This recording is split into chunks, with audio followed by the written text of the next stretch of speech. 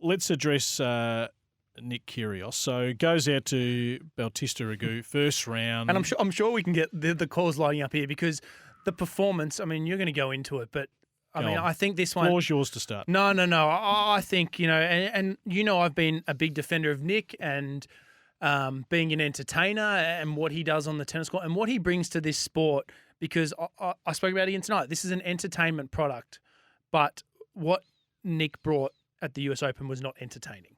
It went away from all of that. And for me, I still think he'll pack stands. I think this performance against Bautista Agut, who's a guy that doesn't do anything wrong, he's going to give you nothing. It was pretty disappointing. Well, quite frankly, I've had enough. Okay. I've absolutely had enough. I mean, I have been on this roller coaster ride, Grothy, and I appreciate we're going to see it probably from just different lenses. And I want every Australian tennis player to do well. That's why I'm invested. This is why I do this 7 days a week. We created the First Serve. We want to see the Aussies rise from the futures to the challengers, and those who have got potential and ability fulfill that. So what is wrong with being an entertainer and a professional at the same time? So Francis Tiafoe is an entertainer, but he's now getting a harder edge.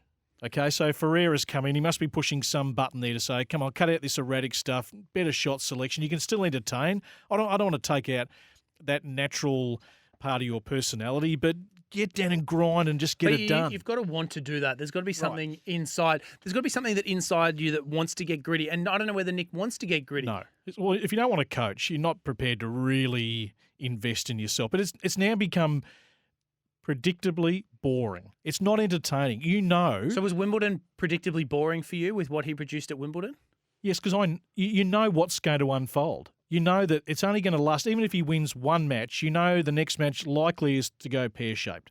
Physically, because he hasn't done the work, or mentally, because he can't engage himself on just playing a tennis match. What on earth is he doing, Sam, the other night, worrying about towels, berating his box for wearing a mask? This carry-on, it was that embarrassing on primetime television. I've had enough. Yeah. Why should I invest any more of myself? I mean, we had people writing into us when we did a survey of First Serve listeners back 12 months ago. Who would you like to see on the program? Vast majority said Nick Kyrgios. And I'm at the point now, I have no interest in speaking to Nick Kyrgios. No, but I think we've had enough. Why did we draw the short straw with Kyrgios and Tomic? No, fair. But you could, yeah. Look, I'm not defending the match the other day. I just think there's still people that are going to show up to watch him. There's people that I think he would have disappointed people that sit in the corner where I probably sit in terms of people want to go watch him and he has something to offer. I think I agree. The other day was disappointing. It was a disappointing performance, and I would hope that at some point he would look back at New York and actually take a proper look at it. But you're right. He doesn't have a Ferrero. He doesn't have a Juan Carlos Ferrero in his box that is going to pull him up on it. So 95 in the world now. He's going to dip outside the top tough. 100. Where does he go, Sam, from here? If he's not fully invested in the sport, I mean, some easy cash to make around the globe. And yeah, no, I don't know what he does. I mean, he's still going to get wild cards. I can't see him go back and playing challenges. I mean, but give us all a spell. Yeah. Now, you know what? His mum follows us on social media. She comments from time to time. I would love to have a conversation. I mean, he comes from a very different family background to what Bernard Tomic came from. Yeah, I don't necessarily like putting them in the same because they're very different in their behaviours. Very different, but two that have just given us more grief than anything else, to be honest. If I've got to call it a spade a spade. I know we might see it a little bit differently, but we cover the sport globally. This is a global sport. And I'm looking at guys who can entertain, who are great for tennis, but they get the absolute best out of themselves and they love it. What on earth is Nick doing? I don't get it, I Sam. think the only thing I would say is, and this is not necessarily trying to defend, but he's not playing for us.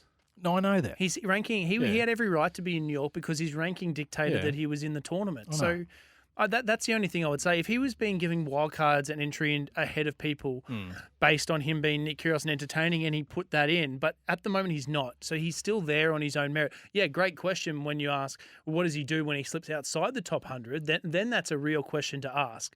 Because then if he needs invites into events and does this... It's just the same old stuff.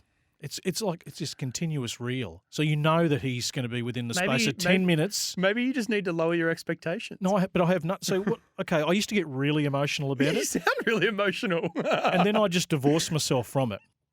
But I nearly jumped through the TV set the other night. I said, please, Nick, just play a tennis match. Yeah. You're very good at it.